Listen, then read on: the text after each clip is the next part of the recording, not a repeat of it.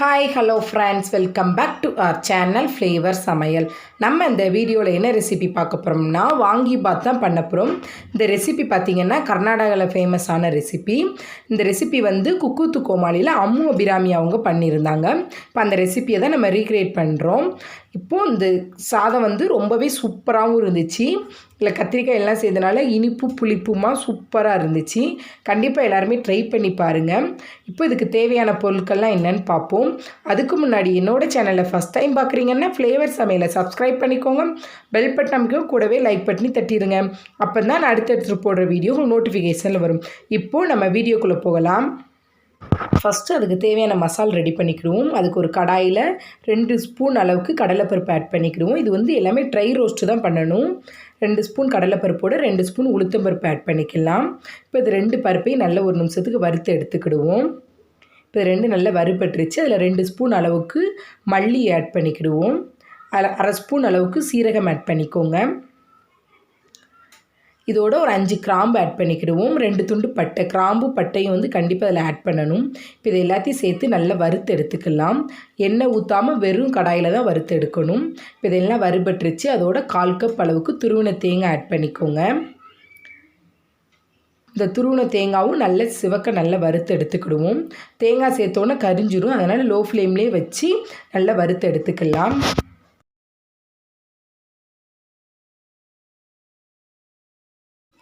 இப்போ பார்த்திங்கன்னா இது எல்லாமே நல்லா வறுபட்டுருச்சு. இதை தனியாக வேறு ஒரு பிளேட்டுக்கு மாற்றி எடுத்து வச்சுக்கிடுவோம். இப்போ இதை தனியாக ஆற வச்சிடலாம். அதே கடாயில் ஒரு 2 ஸ்பூன் அளவுக்கு ஆயில் ஊற்றிக்கோங்க. ஆயில் கொஞ்சம் சூடானது. இதில் வந்து நான் 5 வரமிளகாய் ஆட் பண்ணியிருக்கேன். நீங்கள் காஷ்மீரி மிளகாய் இருந்தால் கூட ஆட் பண்ணிக்கலாம். காரத்துக்கு தக்கன மிளகாய் ஆட் பண்ணிக்கோங்க. இப்போ இந்த மிளகாயும் எண்ணெயிலே நல்லா வறுத்து எடுத்துக்கிடுவோம். இப்போ எல்லாம் நல்லா வறுபட்டுருச்சு. இதையும் தனியாக எடுத்து வச்சுக்கலாம். இப்போ இது எல்லாத்தையும் சேர்த்து நல்ல ஃபைன் பவுடரை அரைக்கணும். இப்போ இதை நல்லா ஆற வச்சுட்டு ஒரு மிக்ஸி ஜாரில் போட்டு எவ்வளோக்குள்ளே ஃபைன் அரைக்க முடியுமோ அவ்வளோக்குள்ளே நல்லா ஃபைன் பவுடரை அரைச்சி எடுத்துக்கோங்க. இப்போ அதே கடாயில் ஒரு 2லேருந்து 3 டேபிள் ஸ்பூன் அளவுக்கு ஆயில் ஊற்றிக்கலாம். ஆயில் சூடானது அதில் 1/2 டீஸ்பூன் அளவுக்கு கடுகு ஆட் பண்ணிக்கிடுவோம். கடுகு நல்லா பொரிஞ்சு வந்ததும் கருவேப்பிலை ஆட் பண்ணிக்கலாம். ஒரு கொத்து கருவேப்பிலை ஆட் பண்ணிக்கோங்க. கருவேப்பிலையும் சேர்த்து நல்லா பொரிஞ்சு வரட்டும். இப்போ எல்லாம் சேர்த்து பொரிஞ்சு வந்தோடனே நான் வந்து கத்திரிக்காய் வந்து ஒரு 200 கிராம் கத்திரிக்காவை நல்லா கொஞ்சம் திக்காக நல்லா கட் பண்ணி எடுத்துக்கோங்க. இப்போது இதை இந்த எண்ணெயிலே போட்டு நல்லா வதக்கி எடுத்துக்கலாம். ரொம்ப நைஸாக கட் பண்ணிங்கன்னா கத்திரிக்காய் ஒரு மாதிரி குழஞ்ச மாதிரி கொஞ்சம் திக்காக இருந்தால் தான் நல்லாயிருக்கும்.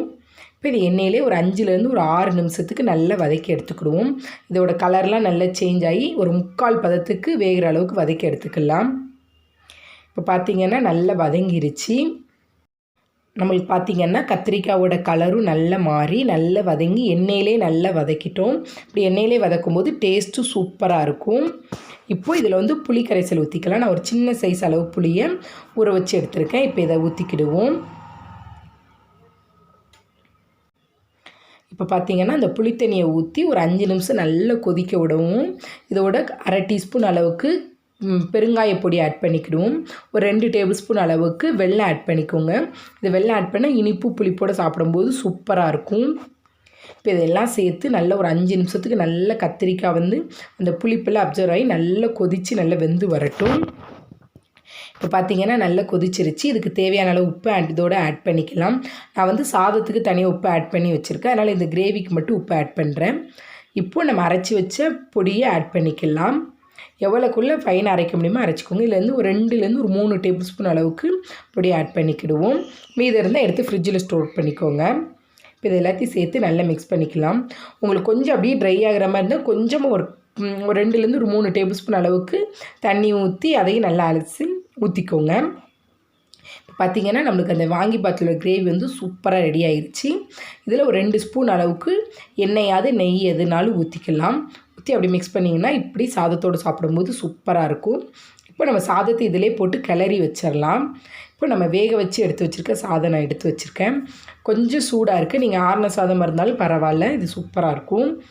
இப்போ இதோடு சேர்த்து போட்டு நல்லா மிக்ஸ் பண்ணி கிளறி விட்டுக்கிடுவோம்.